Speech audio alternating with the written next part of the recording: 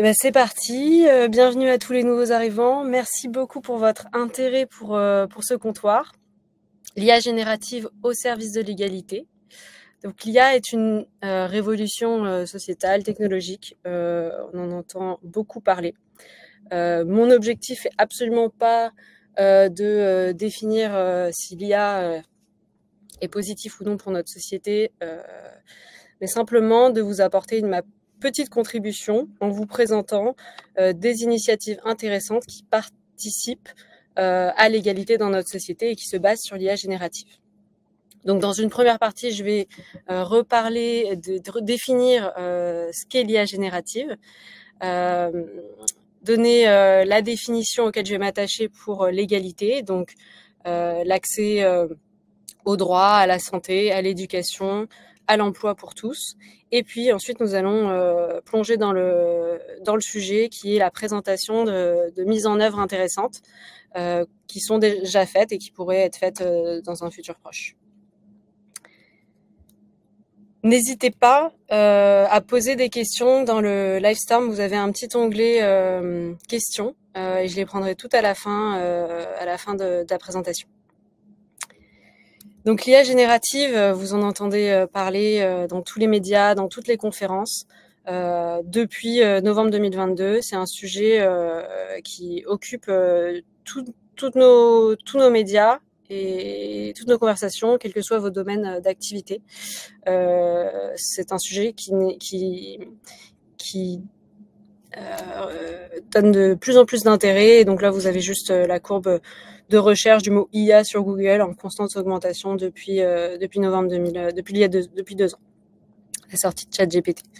Donc à la sortie de ChatGPT, on a eu les grands de la Silicon Valley qui nous ont indiqué qu'il fallait faire une pause en fait dans le développement de l'IA générative. Et puis depuis, on a tout le temps des nouvelles études, des nouvelles analyses qui nous indiquent soit que l'IA, et en particulier l'IA générative, va sauver notre société, par exemple en nous aidant à soigner des maladies rares ou des cancers, ou à l'inverse, que le monde va court à sa perte, car l'IA amplifie des biais déjà existants dans notre société, ou encore que l'IA a un fort impact sur le réchauffement climatique en consommant énormément de ressources. Mon point aujourd'hui n'est absolument pas d'aller dans un sens ou dans un autre, encore moins de prédire l'avenir. Comme toutes les avancées technologiques, lorsqu'on a eu le téléphone portable, Internet ou encore même la révolution industrielle, il y a eu des forts impacts sur notre société, des impacts qu'on peut qualifier de positifs, des impacts qu'on peut qualifier de négatifs. Aujourd'hui, je ne veux pas prédire l'avenir, simplement nous sommes dans ce tourbillon-là et j'aimerais vous présenter quelques initiatives intéressantes. Alors avant cela, juste pour replacer le sujet, ce dont on parle actuellement tout le temps, c'est quasiment tout le temps de l'IA générative. L'IA générative fait partie d'un plus grand ensemble qui est l'intelligence artificielle. Et l'intelligence artificielle, c'est le domaine de l'informatique qui vise à reproduire des tâches qu'on qualifierait pouvant être faites par de l'intelligence humaine. L'IA générative, c'est un petit domaine au sein de ce domaine. Donc c'est de l'intelligence artificielle, mais qui permet de générer du contenu. Et de générer du contenu dynamiquement, donc en direct, de son utilisation. Donc à commencer par du texte, puisqu'on l'a vu avec ChatGPT, mais aujourd'hui qui génère de l'audio, de la vidéo et énormément de médias. Alors le sujet de ce webinaire, c'est l'IA générative au service de l'égalité. L'égalité, je vais reprendre la définition de la Déclaration des droits de l'homme et du citoyen. Tous les citoyens sont égaux aux yeux de la loi, sont également admissibles à toute dignité, place et emploi public selon leurs capacités et sans autre distinction que celle de leurs vertus et de leurs talents. Donc dans cette définition, on entend que chaque citoyen, quelles que soient ses singularités, doit avoir accès aux mêmes places, emploi, au même accès aux droits, à la santé, à l'éducation et à l'emploi. C'est à ça que je vais m'accrocher pour vous présenter des initiatives qui vont dans le sens de plus d'égalité. L'IA générative, parce qu'elle peut prendre beaucoup plus de variabilité que l'IA traditionnelle dans ses contenus, dans les contenus d'entrée comme dans les contenus de sortie, peut être intéressante pour répondre à chacune de nos singularités et à aider à plus d'inclusion et d'accès aux droits, quelles que soient nos singularités. Donc, je vais vous présenter des initiatives dans 3 domaines en particulier. L'apprentissage adaptatif, la traduction automatisée et la charge administrative réduite. Pour cela, je vais essayer de vous présenter les initiatives sous forme de situations auxquelles vous pourriez vous raccrocher dans votre quotidien personnel ou professionnel. Et on va commencer avec l'apprentissage adaptatif pour une famille. Donc une famille, la famille X, qui n'est pas issue d'un milieu favorisé, les parents n'ont pas fait d'études supérieures, et on va commencer avec Aya, 10 ans, qui a des soucis pour faire son devoir de mathématiques, mais elle ne peut pas se faire aider de ses parents, qui sont très occupés ou qui ne peuvent pas l'aider à ce stade. Ce qu'elle va faire, c'est qu'elle est assez angoissée avec son devoir. Elle peut prendre de l'aide d'un outil. Là, je vous présente un outil qui s'appelle Coursero, qui va l'aider à exprimer dans des termes plus favorables pour son apprentissage des notions de mathématiques, va générer des exercices qui sont adaptés à son niveau en fonction de ses précédentes réponses et va également expliquer les réponses à Aya. L'idée, c'est pas de faire les devoirs pour Aya, mais c'est d'expliquer à Aya des concepts qu'elle n'aurait pas eu le temps de comprendre en cours à l'école. L'idée ici, c'est que ce type d'outil peut être un complément, comme un enfant qui est dans un cadre familial favorisé, qui va pouvoir échanger avec son grand frère, sa grande sœur ou ses parents, qui vont l'aider à comprendre un concept qu'il aurait mal appris. C'est une aide supplémentaire, c'est probablement pas suffisant, mais c'est une aide intéressante. Le cas suivant, je vous présente Nina, donc sa grande sœur de 20 ans, qui fait des études en sciences politiques. Elle doit rédiger une dissertation sur la justice sociale. Et là, elle a plutôt besoin d'un échange pour compléter et améliorer son plan. L'exemple que je prends ici, c'est l'utilisation de ChatGPT. Elle présente à ChatGPT une ébauche de plan et elle lui demande ce qu'il en pense et s'il peut contre-argumenter la partie 3 pour qu'elle puisse s'améliorer. Donc ce type d'outil, j'ai noté, c'est comme un rubber duck pour tous, dans le sens où c'est un interlocuteur à qui expliquer son problème pour faire avancer sa réflexion sans peur d'expérimenter. Et donc c'est vraiment un interlocuteur comme on peut l'avoir dans un cadre professionnel ou familial avec lequel on peut échanger. L'idée n'est pas d'utiliser l'IA générative comme source de connaissances, mais plutôt comme un interlocuteur pour faire avancer sa réflexion.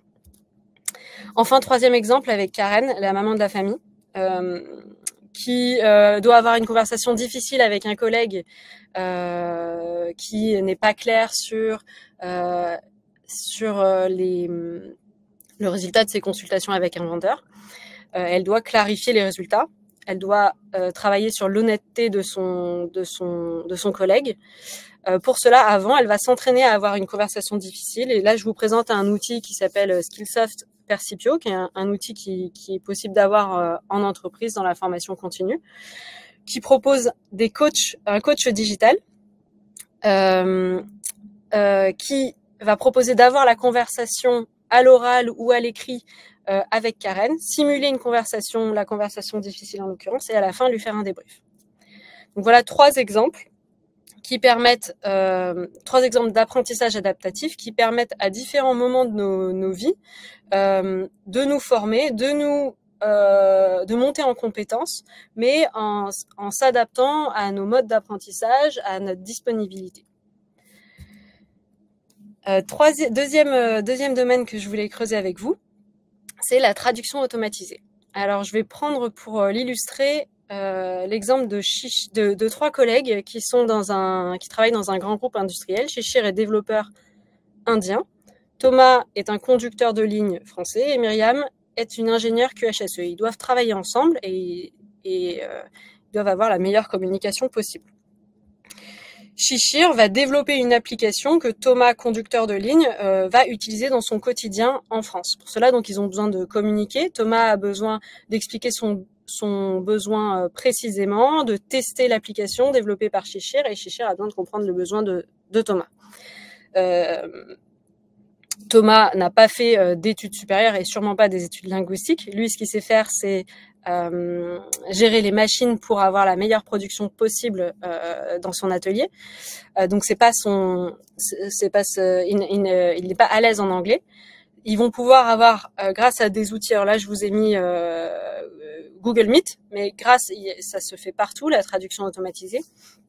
Ils vont pouvoir parler dans la langue de leur choix et avoir une traduction en direct dans la langue de l'interlocuteur. C'est très intéressant et ça peut permettre à certaines personnes qui n'avaient pas accès à certains rôles ou certaines responsabilités avant d'accéder à ces postes-là ou simplement à ce type de projet-là. Donc ça, c'est la traduction utilisée pour briser, entre guillemets, les barrières de langue. On a aussi la traduction multimodale, donc d'écrit à l'oral, et inversement, qui fait son apparition. Et la traduction également pour reformuler des textes. Donc là, je prends l'exemple de Myriam.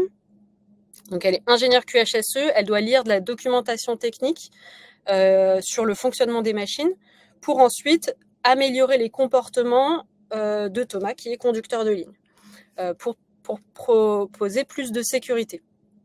Or, Myriam est dyslexique. Donc la lecture de documentation technique, c'est vraiment pas son fort, c'est une difficulté. Elle va utiliser, là je vous donne l'exemple de Speechify, un outil qui va lui lire à l'oral le texte et qui va même le résumer en des termes plus simples, adaptés à son handicap, et qui va donc lui faciliter le travail. Là, vous avez juste un exemple d'augmenter la vitesse, de changer la voix, etc. Il y a un certain nombre d'outils qui existent ainsi sur le marché et qui peuvent ainsi permettre à des personnes qui ont un handicap ou même des personnes qui souhaitent travailler de cette manière-là, une traduction à l'oral. Ça peut aussi être intéressant pour tout un chacun dans son quotidien, lorsqu'il y a un texte de loi qu'il doit mieux comprendre, d'avoir une explication dans des termes plus simples d'un texte de loi. C'est évidemment applicable dans plein d'autres secteurs. Ça, c'est donc le deuxième domaine que je vous ai présenté sur la traduction qui favorise l'inclusion et l'accessibilité. Troisième domaine qui est intéressant, c'est la réduction de la charge administrative. Et donc, je prends l'exemple du monde de la santé. Je vous présente Liam, qui est médecin, et Elliot, assistant médical. Ils travaillent tous les deux dans un centre médical et ils ont énormément de travail, aussi bien sur des actes administratifs que médicaux. Comme vous le savez, notre système de santé est saturé et ça se ressent dans les conditions de travail de Liam et Elliot, mais ça se ressent également dans l'accès aux soins des Français. Alors, je prends d'abord l'exemple d'Elliot. Elliot, il a dans ses responsabilités de répondre au téléphone pour mettre en place des rendez-vous, de répondre au téléphone pour répondre à certaines questions des patients et également d'aider Liam dans les actes médicaux. Ce qu'Elliot utilise désormais, c'est un assistant vocal qui va, donc là c'est l'exemple je vous présente juste l'exemple de Voca, qui est une entreprise française qui a fait ça déjà dans un centre médical à Strasbourg, qui permet de répondre au téléphone, prendre des rendez-vous simples, compléter automatiquement le logiciel de prise de rendez-vous du centre médical, tout en ayant évidemment une conversation fluide avec le patient. ou de répondre à des questions simples telles que quelle est l'adresse du centre médical, mais ce sont des questions récurrentes qui occupent la ligne. Donc en utilisant une telle technique, on va permettre à Elliot d'un côté d'être plus disponible pour répondre à des questions plus complexes de patients. On va permettre également à Elliot d'être disponible pour aider le médecin à réaliser ses actes. Et on va permettre aux patients d'avoir moins de temps d'attente dans la ligne, sur la ligne. Et donc avoir accès aux soins plus rapidement. Et dernier exemple sur la réduction de la charge administrative qui est intéressant, c'est Liam, donc qui est médecin et qui réalise ses consultations. Lors de toutes les consultations, il doit compléter des informations dans son logiciel et en particulier lors de la première consultation, il y a un certain nombre de questions qu'il pose aux patients pour comprendre les antécédents médicaux. Et ça prend un temps non négligeable de compléter les informations, de les vérifier pour les avoir. On a des innovations qui sortent à ce niveau-là. Là, je vous présente Doctolib, mais ça se fait. Il y a d'autres acteurs du marché qui proposent un assistant de consultation médicale qui écoute la conversation. Donc, Liam peut avoir une conversation fluide avec son patient et se concentrer tout en posant évidemment les questions qui lui permettront d'avoir les antécédents médicaux, mais se concentrer vraiment sur le patient. L'assistant de consultation médicale écoute la conversation et complète le dossier dans le logiciel médical existant. Et le médecin, en fin de consultation, n'a qu'à vérifier et valider le dossier, mais n'a pas de temps à prendre après la consultation. Donc ça permet au médecin de vraiment se concentrer sur son cœur de métier et ça permet également de gagner du temps de consultation, du temps de travail des médecins et donc peut-être de participer à une certaine désaturation du système de santé. Donc après toutes ces présentations d'initiatives intéressantes qui favorisent l'égalité, je voudrais quand même rappeler qu'il y a des prérequis. Aujourd'hui, si on parle d'égalité, il est important de libérer l'accès à l'IA et l'IA générative. Et on sait bien que, comme c'était déjà le cas avec le numérique auparavant, les pays occidentaux sont bien plus avancés que les pays en voie de développement qui n'ont pas accès au même niveau de technologie. Deuxième point, pour utiliser ces technologies, il est important qu'à chaque niveau, dans tous les groupes dans lesquels vous faites partie, les groupes d'entreprises, de services publics, au niveau national, international, européen, on définisse clairement les règles d'usage et de conception de ces technologies pour les avoir dans l'ordre éthique voulu, de responsabilité comme on la souhaite, de transparence. Il y a un vrai travail de société qui est en cours. Avec l'IA, ça a déjà bien avancé au niveau européen, mais ça doit être fait au niveau de chaque groupe et chaque entreprise pour comprendre dans quel cadre on veut pouvoir utiliser ces technologies-là. Et enfin, troisième point, il faut absolument accompagner les utilisateurs. Quand Internet est sorti, on ne savait pas forcément comment l'utiliser. Aujourd'hui, c'est pareil. Il faut que les utilisateurs comprennent à quoi ça sert, comment l'utiliser, comment prompter, à quoi ça ne sert pas. Et cette formation doit être portée vers l'ensemble de la population, en fait. Toutes les générations doivent apprendre. Aujourd'hui, il y a clairement un écart entre les genres sur l'utilisation de l'IA générative, un écart entre les générations. Il y a beaucoup de personnes qui sont moins informées que d'autres sur comment utiliser l'IA générative. Et il y a un fort travail à réaliser dans notre société. Je vous ai présenté donc des initiatives intéressantes.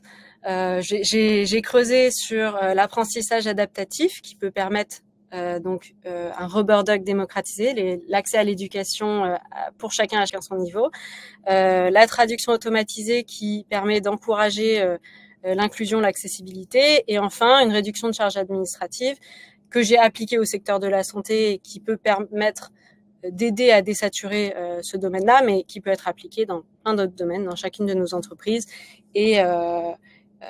qui peut être intéressante. Ce sont les initiatives que j'ai choisies. Il en existe beaucoup d'autres et j'espère que ce webinaire vous a donné des idées de mise en œuvre à faire de votre côté ou à investiguer de votre côté. Alors juste avant de prendre les questions, je vais vous présenter les actualités d'Octo sur le sujet, sur le domaine data et IA. Donc on a une conférence, la deuxième édition de l'AgrosConf le 18 mars au Parc Floral de Paris. Vous pouvez vous inscrire donc via le lien qui est noté en bas de la page. Octo réalise beaucoup de publications sur son blog, mais également sous forme de livre blanc. Et puis on a le dernier livre blanc de culture data et industrie qui est sorti la semaine dernière. Et enfin, Octo a un panel de formations et en particulier une formation qui pourrait vous intéresser et qui est liée à ce webinaire, la formation sensibilisation à l'IA générative et à ses enjeux, que dont vous pouvez retrouver les informations sur octoacademy.com. Je vous remercie beaucoup et puis à bientôt pour un prochain comptoir.